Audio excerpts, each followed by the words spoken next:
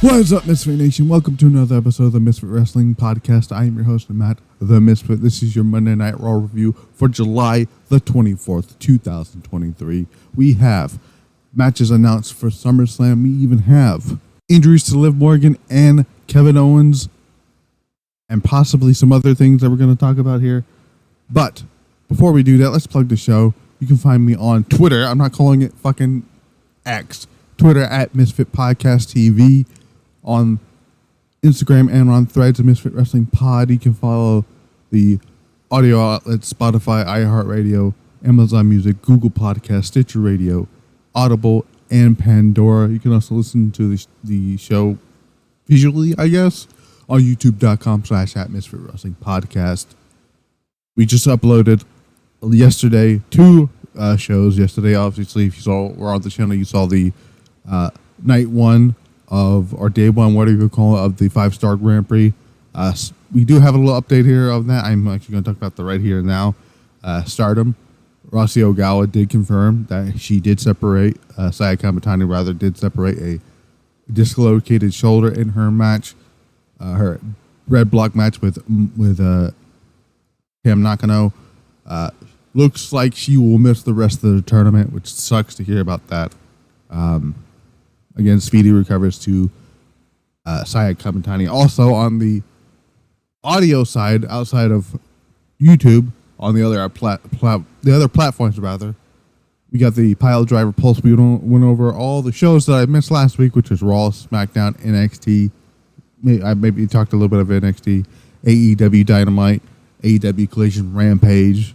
I went over Death Before Dishonor. I've also went over the results for days 3 through 6 of the G1 Climax.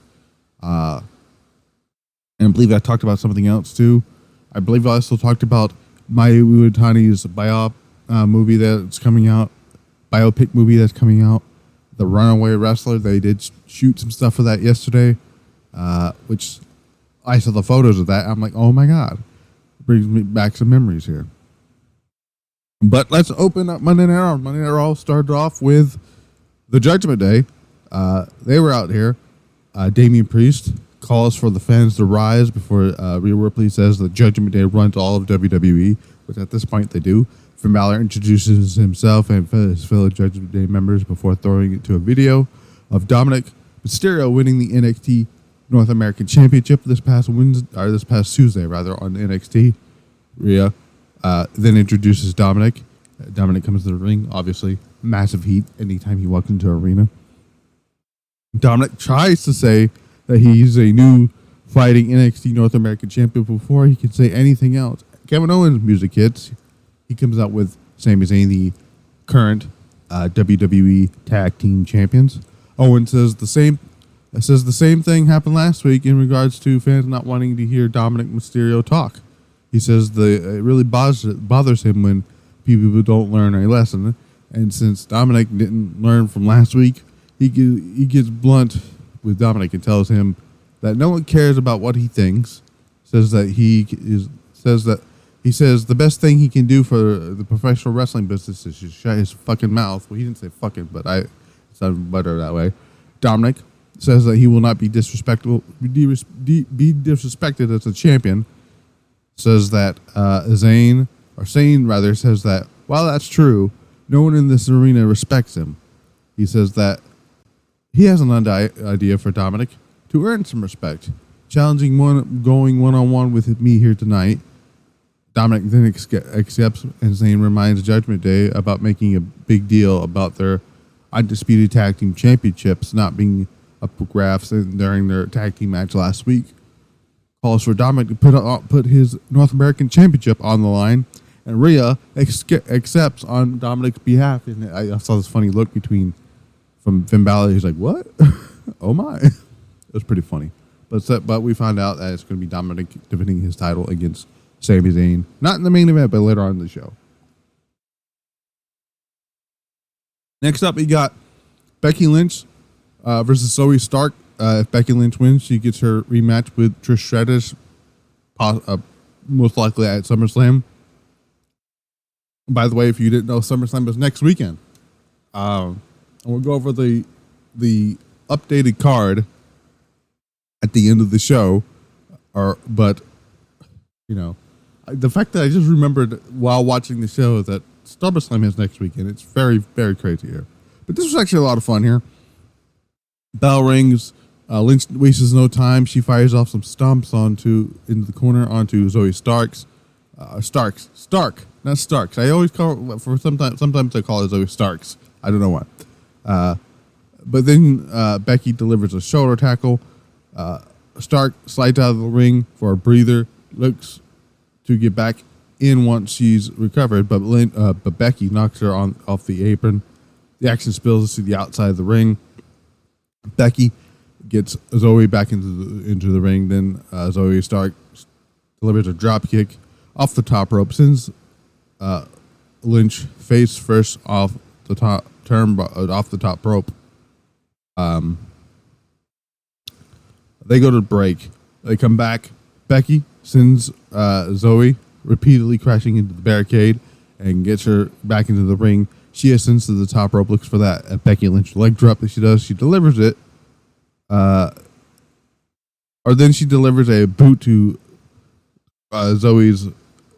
Or no, she hits the leg drop and then delivers the boot to Zoey Stark's jaw. Becky drop kicks Stark back outside the ring. It delivers an elbow drop on the apron, Mick Foley style. Dumps her back inside the ring.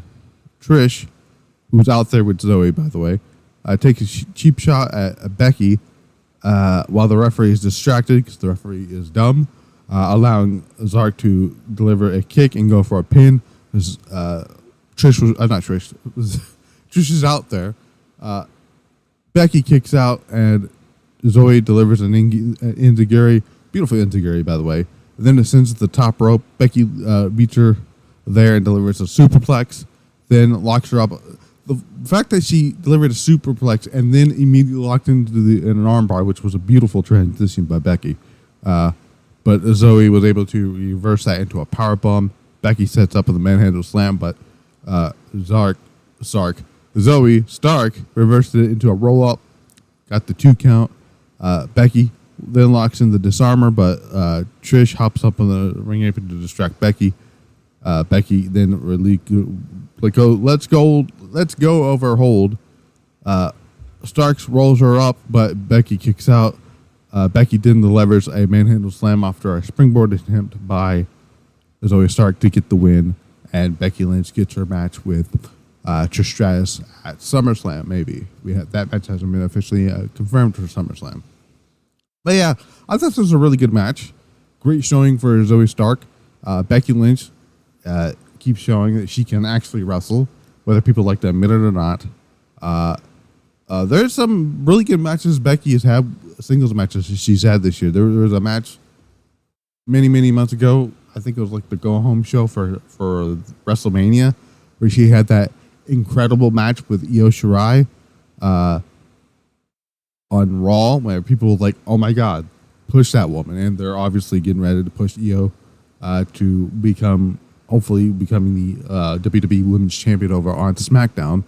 And by the way, at this point, she's going to be cashing in an Oscar because outside of the one appearance she had following Money in the Bank on Raw, where she was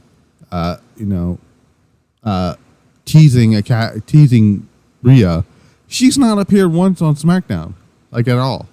Same thing with Damian Priest. Damian Priest wasn't even on SmackDown when he won the championship. Or not won the championship, around the briefcase. He hasn't teased they to cash in on Roman.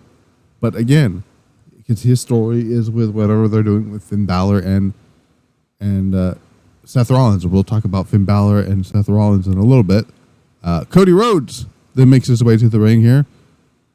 Ask Ciampa, by the way, Cody Rhodes has a documentary coming out this weekend, I think.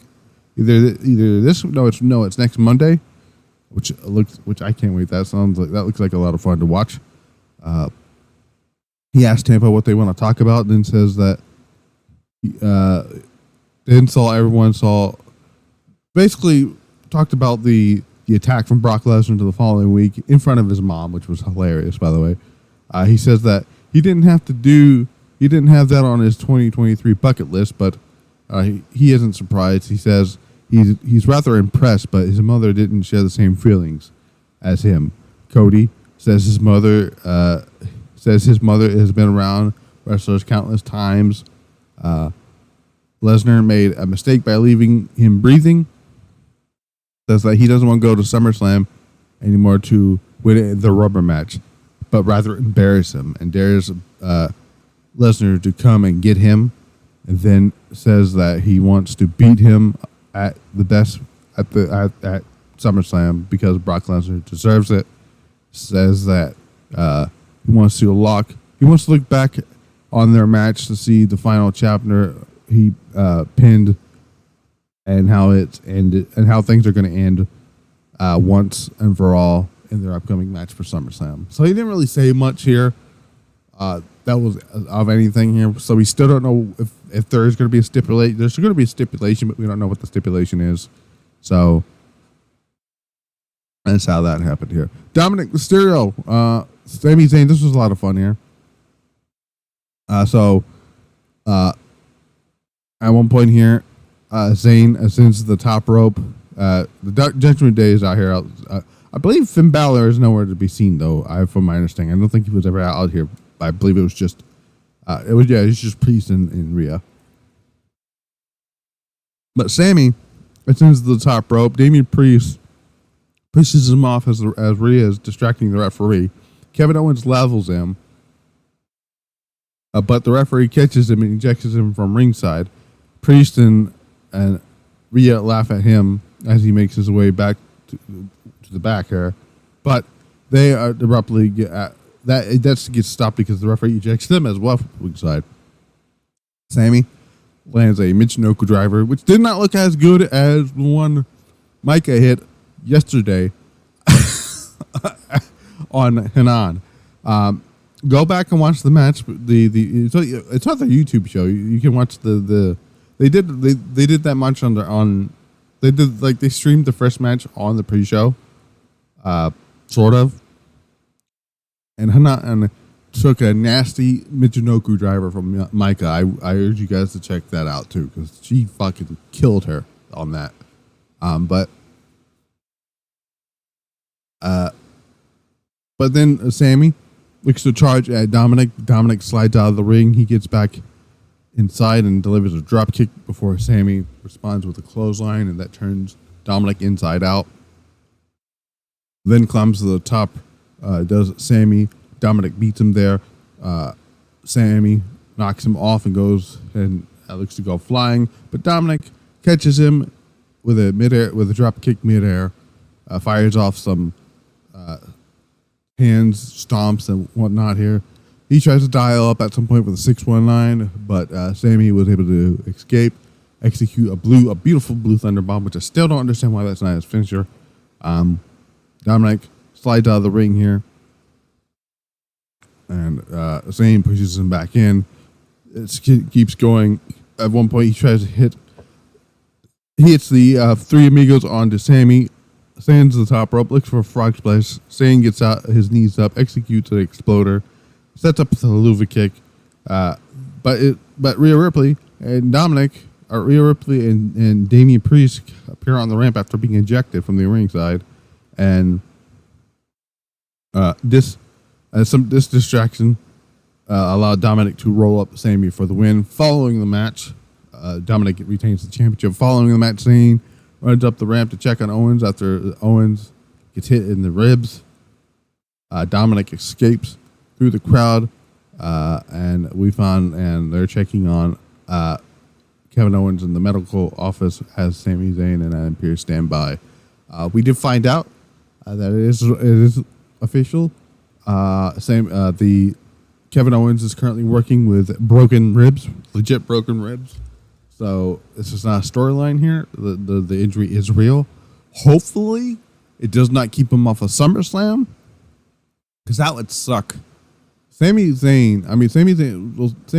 suck for Sami Zayn too, but Sami Zayn, who hasn't been on SummerSlam in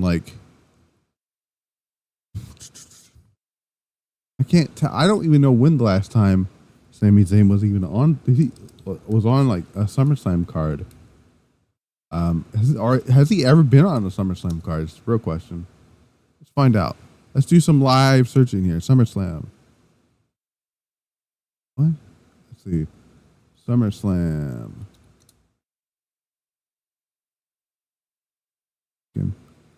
No, Sami Zayn has never been on SummerSlam. Ever. That's crazy. I'm looking this up and Sami Zayn has never actually competed on a SummerSlam show. Man, imagine that. If Sami Zayn, if Kevin Owens has to go misses SummerSlam, it'll suck for Sami Zayn because Sami has never been on SummerSlam. Kevin Owens has not competed on SummerSlam since 2019 when he beat Shane McMahon. So that would suck for both of them. And I don't remember the last time the tag team title. Oh, that's right. They were defended last year. Usos and the Street Profits. But yeah, I mean, because it looked like they were setting up Priest and Dominik versus Kevin Owens and Sami Zayn for the tag titles, while Finn Balor goes off to face Rollins for the world title. But who knows? We'll keep you guys updated on what happens with Kevin Owens. But that's not the only injury that we're going to talk about in a little bit here. We got the recap from the Tribal Chief thing stuff with Uso, and I tried to say Roman, right? I just tried to say Roman and Uso at the same time. I said Russo. Good Lord. From that stuff from SmackDown. Nakamura is backstage, who counters both Ricochet and Tommaso Ciampa. Ricochet says something about if you need my help or whatever, I have your back. And Ciampa's like, don't come out there during my match. I don't need you. That's basically how that happens here.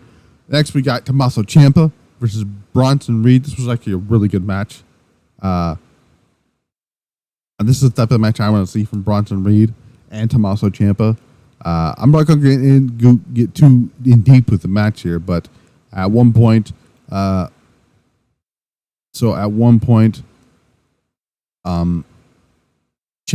delivers a boot to Bronson Reed and plants him with an inverted DDT. Then he delivers a series of forearms and right hands before landing several splashes. Hits a rolling elbow, modified Famouser, does Tommaso Ciampa. Then looks for a sunset flip on Reed, but Reed sits on Ciampa. Then drags him into the corner. Delivers a senton, does Bronson Reed, but Ciampa fires back with several chops and a boot. Exposes the knee, runs off the ropes, but Reed catches him with a clothesline. The pair stare down one another. They go back and forth with forearms. Ciampa eventually lands the knee strike, follows that up with an air rake. Impressive-looking air rake crash. Goes for the pin. Reed kicks out. Nakamura, who prior to this, Ciampa told not to come out there, is walking down to the ring here. Ciampa stares him down. This allows Reed to deliver the ring shoulder tackle off the apron, dumps him back in the ring, and executes the tsunami splash for the win. And Bronson Reed gets the win here. And it looks like they're going to be heading into a Ciampa Nakamura feud, which I'm all for. Yes, please, give me 20 minutes of Nakamura and Tommaso Ciampa beating the ever-living shit out of each other. That sounds like a lot of fun. Next up, we got Liv Morgan here. Liv Morgan had a segment prior to this. She was talking to Byron Saxton about stuff with Raquel. Said Raquel will be back eventually and whatnot. And she says she's going to beat up Rhea Ripley and all that stuff here. And then Sonya and Chelsea Green said some stuff. And then Rhea came in and she said some stuff. And that's basically the gist of the promo here. This was supposed to be Liv Morgan versus Rhea Ripley in a non-title match, but Liv Morgan got her ass whipped. Rhea blindsided Liv as Liv was coming out to the ring on the outside ahead of their scheduled match. She sends Liv crashing into the barricade and to the post, then sends her arm bouncing off. Her arm is bouncing off of either the ring post or the steps, one of the two. Grabs the chair. Morgan slides into the ring. Rhea follows her hot on her heels. She slides Morgan's arm into the chair, stomps onto it. Medical officials come out of the ring, check on Liv Morgan as Rhea Ripley laughs and grabs the tile, reminds Liv to where she is before sliding the chair. Basically, she did it again. Then slides it back and makes her way back out up the ramp, and that was the end of that. And then we find out next up, we have the backstage segment here with Liv Morgan being checked on by medical officials as she sobs, with Adam Pearce just still there in the trader's room. This is to cover up a legitimate injury that Liv Morgan apparently has suffered a dislocated arm. Everybody's getting broken ribs and dislocated. First yesterday we had Saya Kamatani dislocating her elbow, and then we have Liv Morgan dislocating her arm or shoulder or whatever it is. So I don't know what the match for SummerSlam is going to be. I might very well still be Raquel Rodriguez versus Rhea Ripley, but who knows at this point. Then we got Ricochet coming out here talking some shit. I didn't care about any of these words here. All we know is Logan Paul versus Ricochet is set for SummerSlam. The program's doing nothing for me. I'm sure the match is going to be excellent, but I have no desires for the program itself. So there's that. We did see early on, this match was set up here with Damian Priest and Apollo Crews in the back here. Apollo Crews gets no offense, barely any offense, and Damian Priest just beats him with the South of Heaven for the win and just looks dominant here. Of course, this is the opposite of what they did with fucking Austin Theory last year, which is hilarious to me. So there's that. Imperium make their way down to the ring, getting ready to do their stuff here. McIntyre comes out because you're supposed to do a face-to-face with McIntyre and Gunther. McIntyre says he heard what Gunther had to say last week and calls him out to put the United States, the Intercontinental Championship on the line. Seeing that they're both dressed for the occasion, Gunther makes sure he heard McIntyre clearly. As he says, as he raises his title to a whole new level, says that he sees why fans connect with McIntyre. He says like them, he gets nothing done in life and reminds him of previous shortcomings against him. He tells McIntyre that he can ride his coattails, and he will humiliate him during their WrestleMania, their SummerSlam match. McIntyre says that when he first met Sheamus, the day they dreamed of having a singles match at WrestleMania, he says they've got to do that in their triple threat match with the Intercontinental Championship on the line with Gunther. But SummerSlam will be just the two of them. And he'll show Gunther why he's the chosen one. Ludwig gets in his face here, and McIntyre beats him. Then we got Ludwig Kaiser, Drew McIntyre. McIntyre beats him. I can't get into this match because fucking Corey Graves wouldn't shut the fuck up with his damn Ludwig Kaiser impersonation. It was getting annoying as fuck. God, that was annoying. I wanted to mute my television at that point, and I did. Because that was I got so annoyed with that. Anyway, McIntyre wins here. After the match, Gunther and Vinci attack McIntyre. Matt Riddle, for some fucking reason, comes down to the ring. And makes a save. Gunther levels him and blinds him with the Last Symphony. Then delivers a kick to McIntyre on the outside. Delivers right hand. Clears the desk to look for a Last Symphony through the table. McIntyre counters with the back body drop. Power robs Gunther. through the announce table before grabbing the Intercontinental Championship and holding it above his head. And we found out officially it's going to be McIntyre and Gunther at SummerSlam for the Intercontinental Championship. Main event time here. Get the contract signing for Rollins and Balor for SummerSlam. Balor says that Adam Pearce was supposed to be out here, but he is currently occupied dealing with the Havoc Judgment Day as reached earlier in the night. He says that he thinks Seth Rollins and himself can handle things like gentlemen and calls him out to the ring. Rollins' music hits. The crowd sings along, obviously. Rollins signs a contract, hands it over to Balor. Balor hesitates before he signs.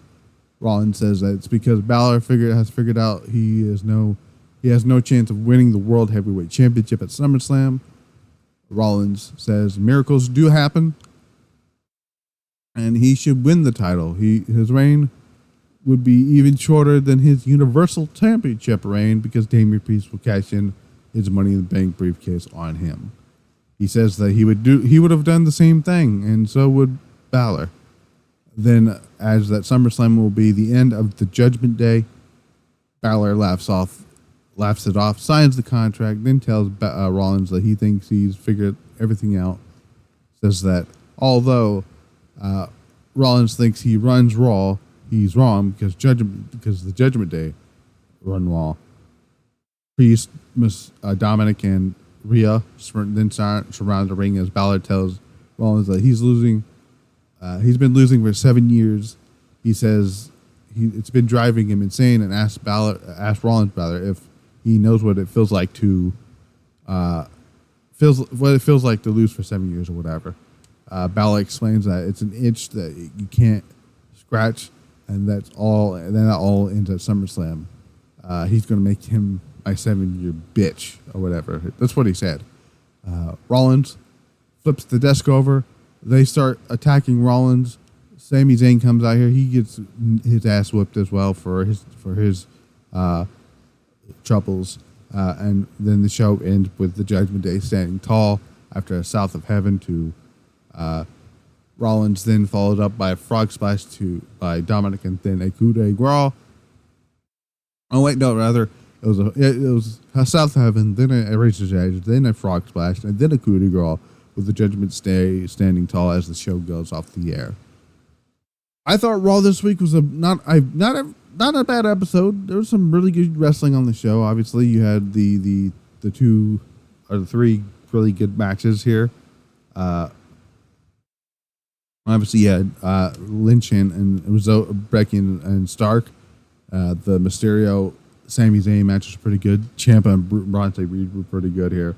Overall, I thought Raw was a fine show. Nothing too write home about here.